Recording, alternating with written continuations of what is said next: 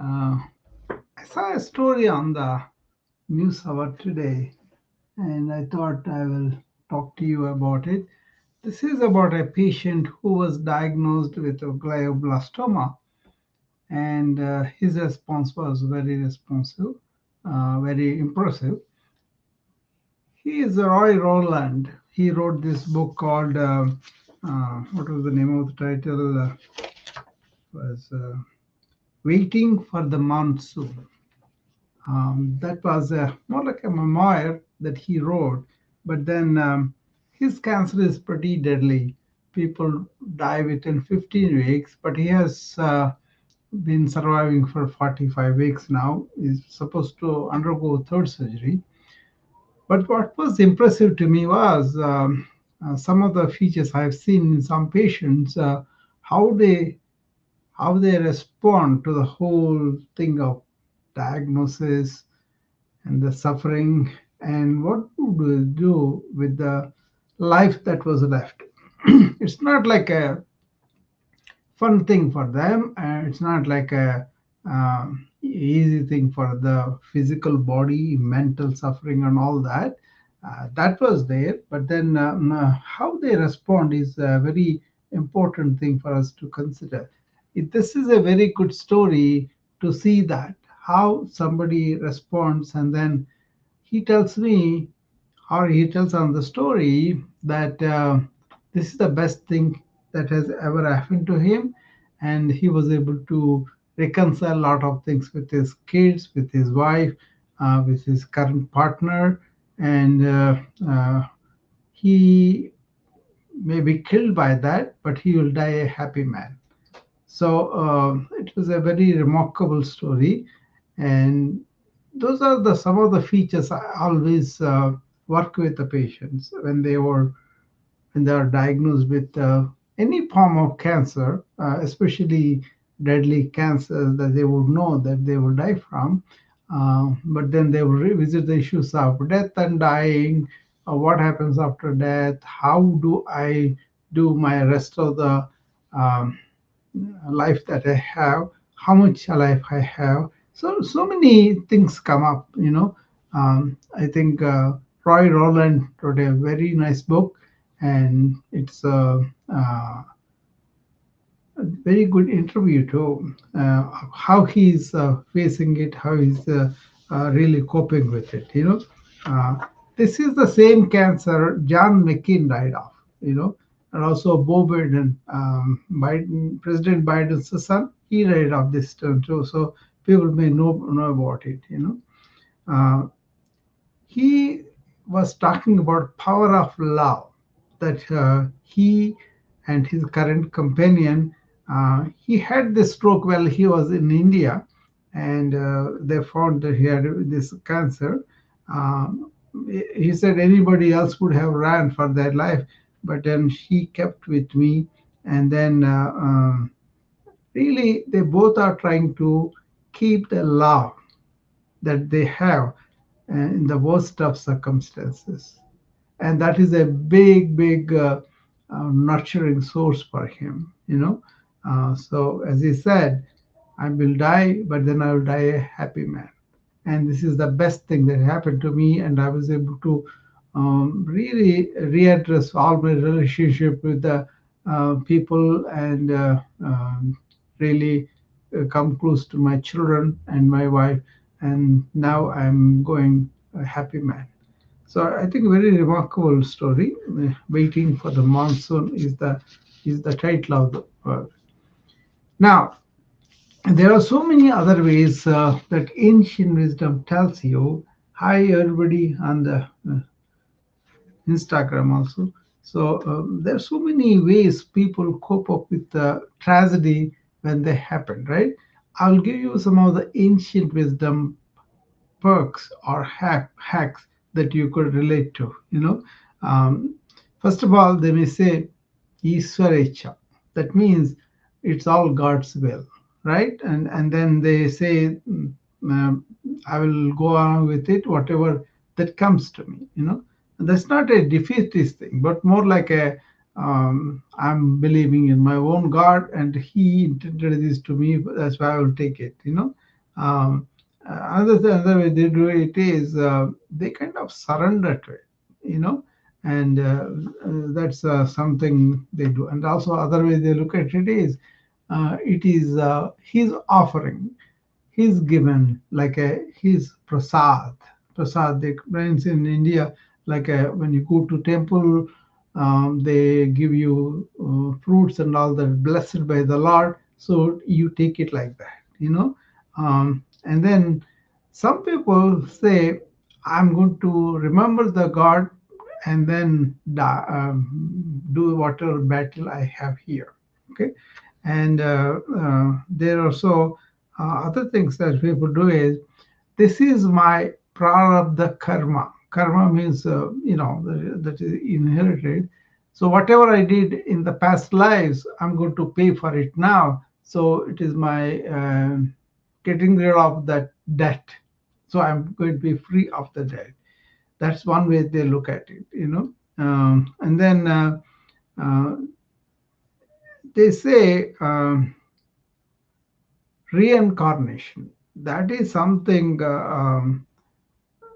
very much believed, so that they will say, whatever I have missed, I will do it in the next life, or whatever I have done in the past life, I'll pay for it. Some the same thing, reincarnation. And something Western audience also know, this too shall pass. This is another thing, but in ancient wisdom, there is what's called what is temporary, what is permanent, right? So all this is temporary. Only the life force that we have is the permanent thing. So all these things will come and go. So many lives. Like if you watch black and white movies and you see all those people thronging in the streets of New York or everywhere, where are they? Where did they go? So dust to dust, and again take another birth and all that, right? So that's one way they look at it. And then many people who are really immersed in the ancient wisdom have gotten over the fear of death.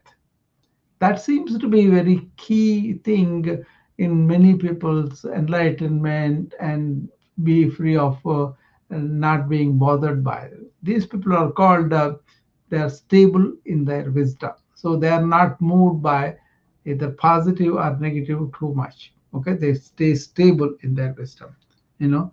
So I just those are some of the samples I gave you, but there are so many more too. But essentially, cancer, associated death, suffering, and this kind of fight to survive, uh, I've seen a lot. I've seen a lot in my patients, and then so I developed a program in the clinic about para cancer support system, more like a first of all, we usually diagnose these people with the first diagnosis because they come to us for annual physical. We may detect a colon cancer, or they come to our clinic all the time because they are suffering with the chronic obstructive lung disease or carcinoma of the lung. Then the smokers, then we have to diagnose them. That also happens first. So many other rare cancers may not come to us, but lung cancer, breast cancer, cervical cancer, and GI cancer. All these things we diagnose early, and there are some cases of multiple myeloma because we kind of look at the moles and take pictures and follow them. And when it turns cancerous, we refer to the biopsy, and the biopsy report comes to me first. So in so many ways, primary care doctor is the one who sees the cancer.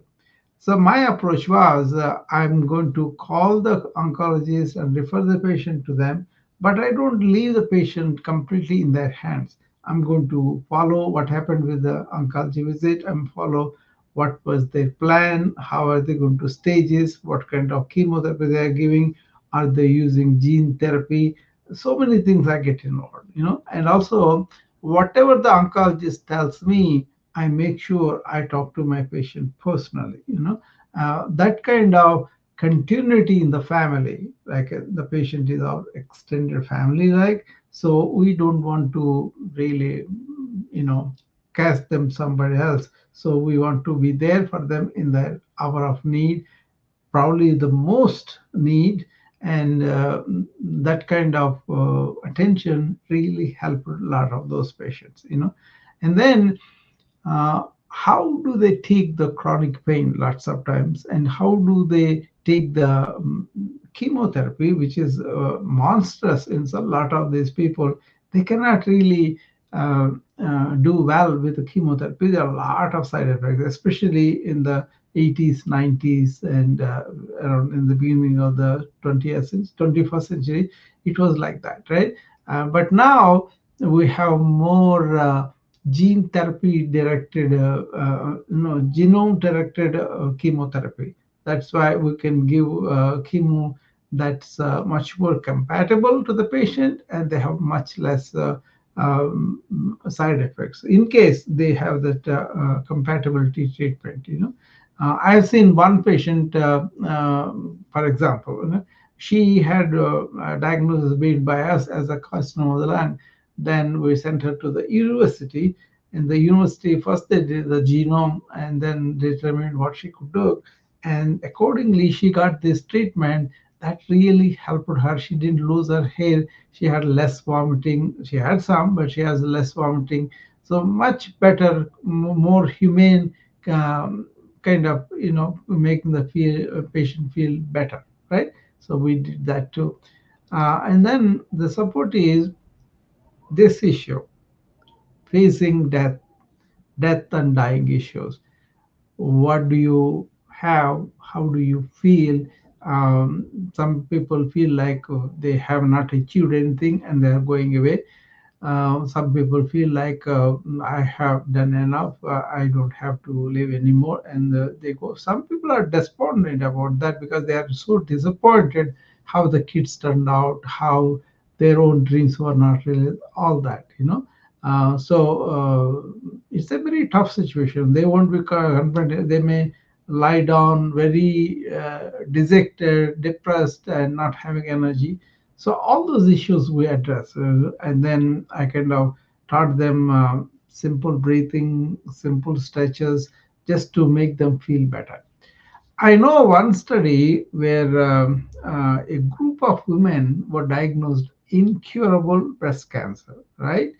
And then they were told that you're going to die for sure, but then if you want, we will make it easy for you by arranging these adventures that they can take. They never had that in their life, but now they are given the opportunity to go hiking and to go mountain climbing, and also go from one rope to other rope, like in the midair, like safely. But they allowed them to do things that were instantly happy and instantly gave them gratification, right?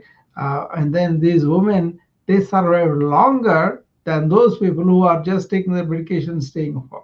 Okay, that's the essence of it. So have fun, have within your limits, have spontaneous joy, producing activities, that kind of thing. So we used to encourage them that way too.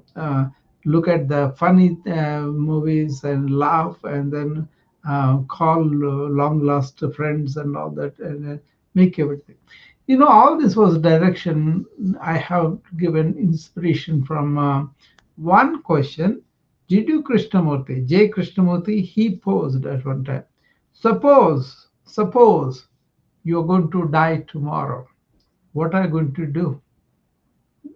Are you not going to call the friends that you are wronged and apologize and set things right? Are you not going to handle as many affairs as you want to be settled? That's the way to live every day, he said. That was very striking to me, and it's like he always talked about dying every day. This is part of that too. But if somebody who is faced with cancer, they're going to die within so much of time. Sometimes the prognosis doesn't work. Like this Roy Roland, he was given only 15 weeks from the time of. Usually, glioblastoma of the brain is pretty serious diagnosis. A lot of people die because of that. Very fast, very quickly. But he kind of lasted for 45 weeks and counting. Okay, he did not die at the end of 15 weeks. He's surviving. He's going through third surgery, I think now. We'll wait and see. But he looks pretty, you know, run down, weak, and But then the optimism, the fun, the bliss that he's having now, he said that's the best thing happened to him. So that's something I really was moved by the story, and also remembered all the suffering the cancer diagnosed patients who go through in fear, in the suffering produced by the chemo or radiation, and in uncertainty and disappointment that they're dying so young, and recalling all the things that they wanted to do they could not do. So they are missing out on that, and also they are missing out in the current thing they could have done. Like Roy Rowland, what he said, he called his children, he made up with them. They were long lost, I believe, his wife also old wife, and then his current partner, how he engulfed the phenomenon of love, and how they made it be shining in these circumstances. For me, that's very courageous, very brave, and uh, telling the story also coming on the TV. He's a public figure. He had been a, but his life was, he was an abused child. His father was beating him all the time, and beating his mother and other two brothers also. But he had a rage because of that, and he used to be in public fights as a teenager. But then he went through that. He came out of it, and now he became a very humanitarian person. He was known to bring a couple from Afghanistan so that they can take a refuge here in the United States. That was a very humanitarian person doing that kind of work to get those couple inside. So, as a journalist, he has done a lot. But how did he convert from that kind of rage driven youth and really so much of violence in his past? He said his mother always kept him in that love and affection way, so that he's no matter what kind of suffering she is going through personally with her husband, but she kept their children in that love angle, right? She gave a lot of love, lot of support, and that stood for him through the his adulthood. That's also we should note down. So one person love is enough, and the other person is really like that. Okay, hopefully both are like that. We wish both are like that. But then there's a lot of cruelty, lot of childhood abuse. His father, by the way, he died of a pedophile in jail.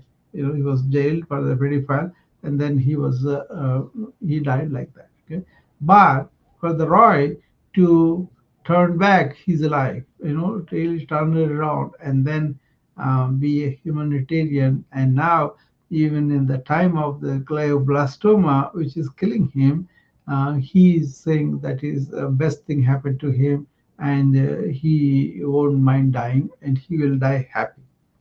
So that's a remarkable story. I was very moved when I saw that. I thought I was admiring him, how much courage he is showing. I know Roy Rowland before too, so that's not a new thing for me. But then this diagnosis, this kind of life journey, he just reporting it, and that is new. So uh,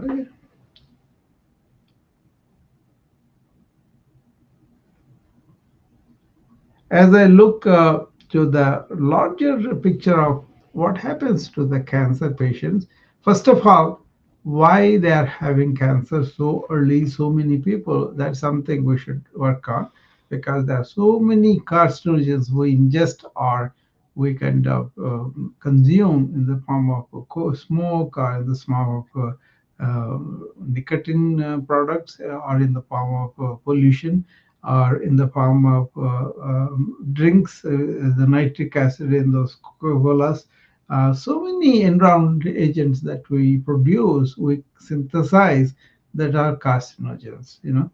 So you got to really understand and limit that if you want to reduce the cancer incidence.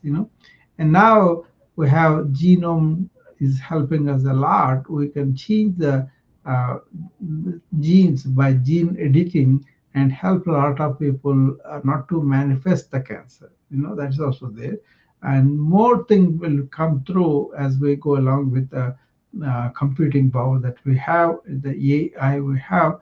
We will have a lot more information disseminated much faster. If only people don't distribute fake news, we will be okay.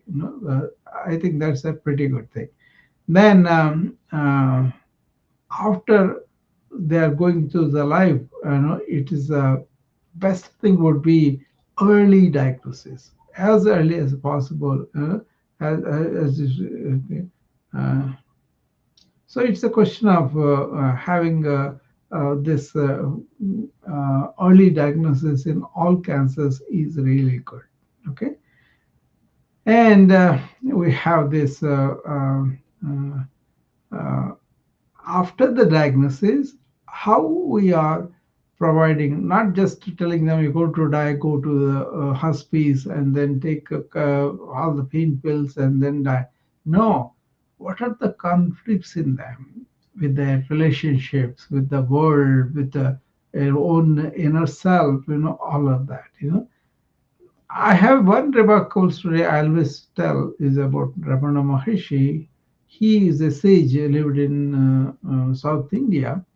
What was remarkable about his death was his cancer was very severe and very painful, spread all over the body. And but the thing is, he so dissociated from the body and the mind because he stayed on the substrate of his real self. That is something people can be introduced to, and how, but then it is all a personal investigation inside with self inquiry. I cannot give it to them. They got to take that inquiry by themselves and then see that their body is temporary, his mind is temporary, but the life force within them is not temporary, right?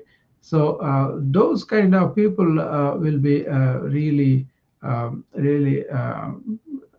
those kind of people are really uh, do some things like uh, show us the way, but then we have to do that ourselves, right? So that is something I want to say here.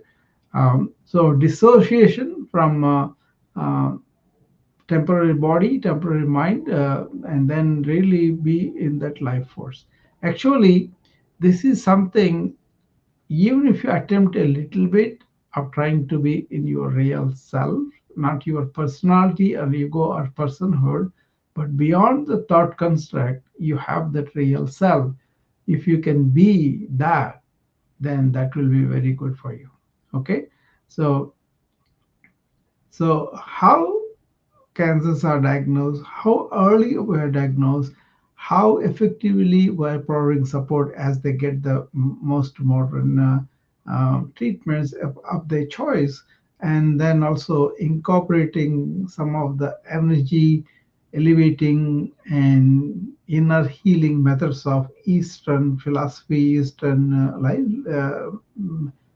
some of the healing sciences like yoga, Ayurveda, Chinese medicine, and Chinese uh, acupuncture. All these things can contribute significantly to the value of the quality of life. They may not treat completely, but they can certainly improve the pain perception goes down, and they are able to really develop that inner resilience. Some people do overcome a lot of cancer. That is also there, but it all depends upon the cancer type and is it based on the genes or not. So many things are there, so many variables. But in general, modern treatment after patient has cancer will be working, but it can produce a lot of side effects like losing hair and all that. so we can help them with all that. Okay. I hope this case was very instructional for what I'm saying. If any questions come up and ask me, I'll be happy to answer that. Okay. Or you can tell me your own experience, what you are doing. Okay.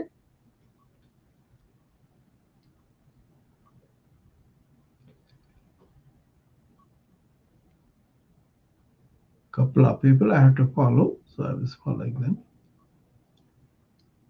All right.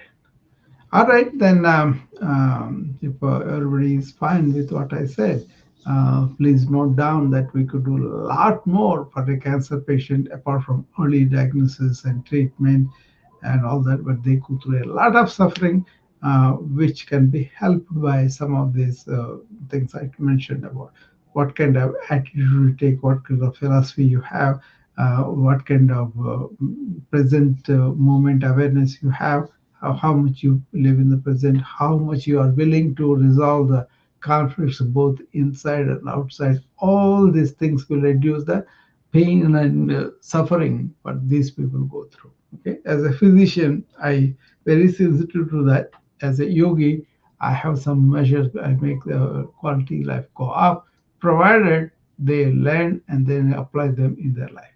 Okay, they can think better, they can empty the mind better, they can have good sleep and good nutrition and all the other things that we do normally with other people, and also they can resolve all these relationship conflicts with people in the world. Okay, so with that I'll take leave now. If no questions are there, I'll see you back again. Okay, bye.